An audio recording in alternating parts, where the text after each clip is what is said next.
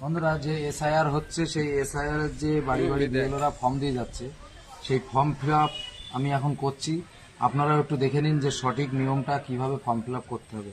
এই যে হচ্ছে ফর্ম, এই যে মতিয়ার মণ্ডল, এই মতিয়ার মণ্ডলের এখন বর্তমান লিস্টেও ভোট আছে এবং 2002 সালের লিস্টেও ভোট আছে।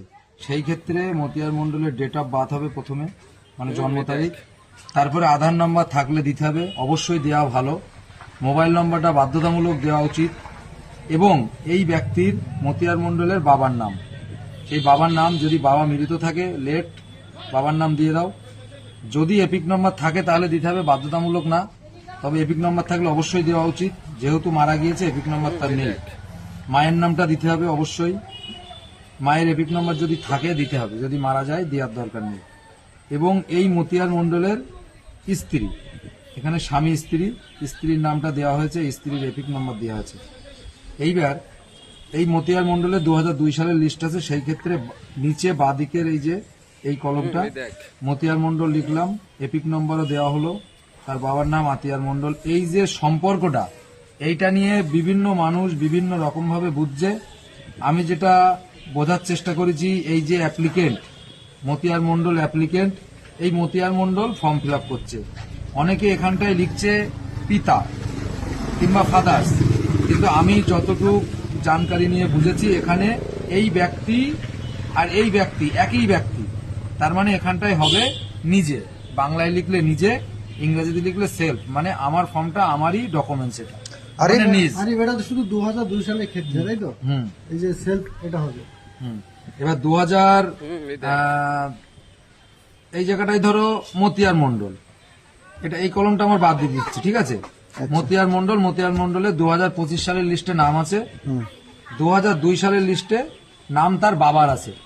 সেই ক্ষেত্রে তার বাবার নামটা এখানে হবে, বাবার নামটা এখানে দিলাম, বাবার এপিক নম্বর অবশ্যই আছে, বাবার এপিক নম্বরটা দিলাম, 2002 সালে যেমনটা আছে তেমনটাই দিতে হবে। আত্মীয়ের নাম, মানে বাবার যে গার্জেন আছে সেই গার্জেন আত্মীয় নামটাও আপনারা একটু দেখে নিন, অনেকে ভুল করতে পারে। এই যেমনটা এই যে মতিয়ার মণ্ডল, মতিয়ার মণ্ডলের পিতা আম্বিয়ার মণ্ডল, এটাই বোঝা যাচ্ছে আত্মীয়। অনেকে দেখা যাচ্ছে মায়ের নাম দেবে, মায়ের নাম কিন্তু এই দেখো, মায়ের নাম আত্মীয়ের নাম কি আছে? স্বামী, তাহলে স্বামী দিতে হবে, এখানে স্বামীর নাম্বারটা দিতে হবে। তার মানে আমার এখানে হচ্ছে আমি বাবার নামটা দিচ্ছি, এখানে আমার নাম গেল, এখানে এপিক নম্বর গেল, এখানে আত্মীয়র নাম মানে আমার বাবার নাম গেল।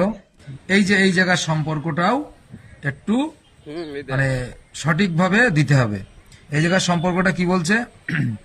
এই যে অ্যাপ্লিকেন্ট মতিয়ার মণ্ডল, এখানে মতিয়ার মণ্ডলের বাবার নাম, তার মানে 2002 সালে যে ব্যক্তির নাম আছে, এই 2002 সালে যে ব্যক্তির নাম আছে, এই ব্যক্তির কে হয় এই অ্যাপ্লিকেন্ট, সেটাই কিন্তু এখানে লিখতে হবে। তার মানে সন হবে, ছন হবে, একদম ঠিক।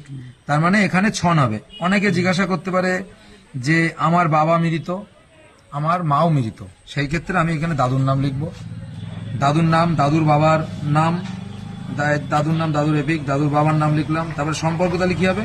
গ্র্যান্ডসন। গ্র্যান্ডসন।